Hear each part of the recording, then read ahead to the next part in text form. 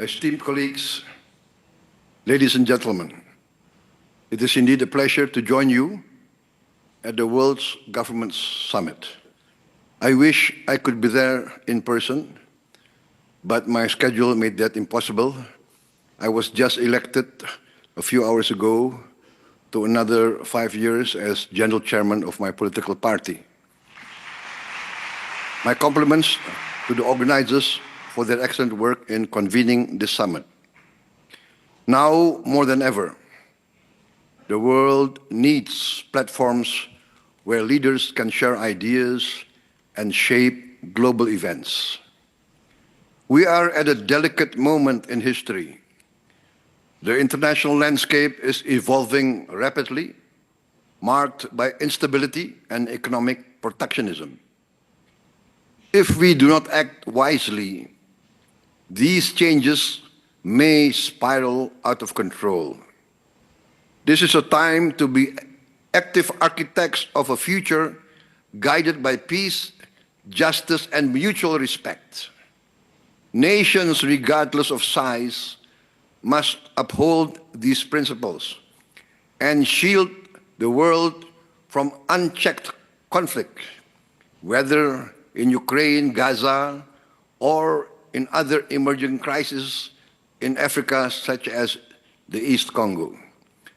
I once called for an immediate ceasefire in Ukraine 2 years ago, not as capitulation of one side, but as a plea for dialogue over escalation. The ongoing toll confirms that no military solution secures lasting peace. Gaza remains a profound tragedy.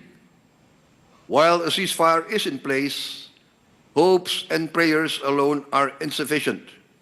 We must ensure peace prevails. Gaza has suffered enough. It is time to rebuild homes, reopen schools, and restore normalcy. Indonesia supports sincere efforts towards a just and lasting resolution anchored in a two-state solution. The world cannot allow the cycle of violence to persist. The crises in Ukraine, Gaza, and East Congo, and other parts of Africa reflect a broader erosion of global stability.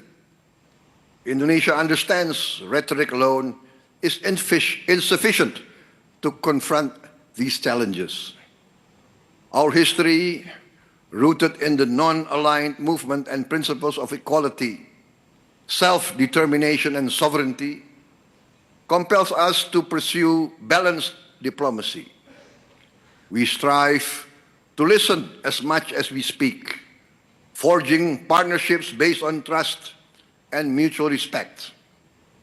This approach guides Indonesia's participation in many international organizations. BRICS, we also apply to join OECD, CPTPP, and the Indo-Pacific Forum, advocating for dialogue among equals rather than adversaries. It also informs our relationships with major powers like the United States of America and the People's Republic of China, while safeguarding our own independence. Moving forward, Indonesia aims to strengthen its role as a force for regional stability and development, while maintaining its position as a bridge between the global North and the global South, to promote peace, cooperation, and stability. But of course, we know that to be an effective actor on the global stage, we must keep our own house in order. We must do our own homework at home. Our international influence and our ability to contribute meaningfully to global stability are linked to our own strength, our own resilience, and the economic progress and the social welfare of our nation and our people. My administration's vision for Indonesia is clear. We want to build a modern, developed nation powered by its greatest asset, its people, and our vast natural resources. Indonesia's potential is reflected in our diversity and vast geography. Our archipelago, comprising 17,000 islands and covering nearly 2 million square kilometers, is home to more than 282 million people. A vibrant mosaic of cultures and traditions. Yet, this diversity presents challenges, ensuring that every citizen has the opportunity to thrive. Our mission is to create an environment where every Indonesian citizen can access quality education, healthcare, and economic opportunities. One of our key achievements in the first 100 days of my administration has been the establishment of a fully functioning government based on talent and meritocracy. Many skilled Indonesians who had built their careers abroad are returning to serve our nation. This success was greatly aided by the smooth transition ensured by my esteemed predecessor, President Joko Widodo, to whom I extend my sincere gratitude for our long and fruitful cooperation. Among our transformative initiatives is the free nutritious meal program. Providing a nutritious meal each day might seem modest, yet when implemented across hundreds of thousands of schools, 330,000 to be exact, from remote villages to vibrant urban centers, it becomes a significant investment in our future.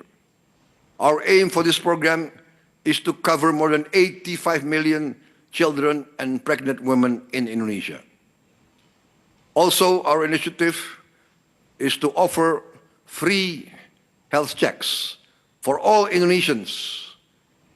This is to promote preventive care and early detection of health issues, fostering a healthier and more productive society, and saving a lot of money. Infrastructure development, too, has been a cornerstone of our vision. Indonesia's vast and varied geography has long isolated many communities.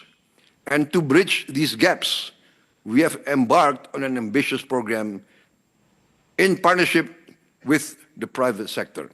I'm now opening the infrastructure sector to the private sector, inviting private enterprise from foreign and domestic markets.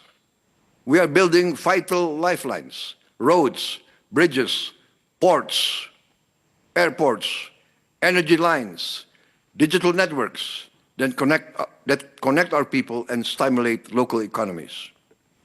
Digital connectivity has received special attention too. In today's interconnected world, it is not a luxury, but a necessity. By reallocating the 6 gigahertz Wi-Fi spectrum for public use, we have effectively doubled our internet capacity. The implications are significant. A young entrepreneur in a remote village can now have the same access, the same digital resources as someone in our capital city. This ensures that every Indonesian from the remotest island to the heart of Jakarta has the same opportunity to participate in the digital economy, to learn, innovate, and prosper. Sound financial stewardship and management has been crucial to making these initiatives possible. Through careful management of state funds, we have saved more than $20 billion, equivalent to about 10% of our annual budget. These savings that were allocated to projects and programs without a clear strategy will now be used to finance more than 20 multi-billion-dollar strategic projects that will transform the country.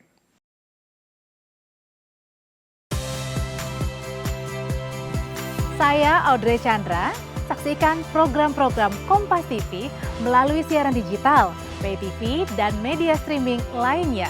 Kompas TV, Independen, terpercaya.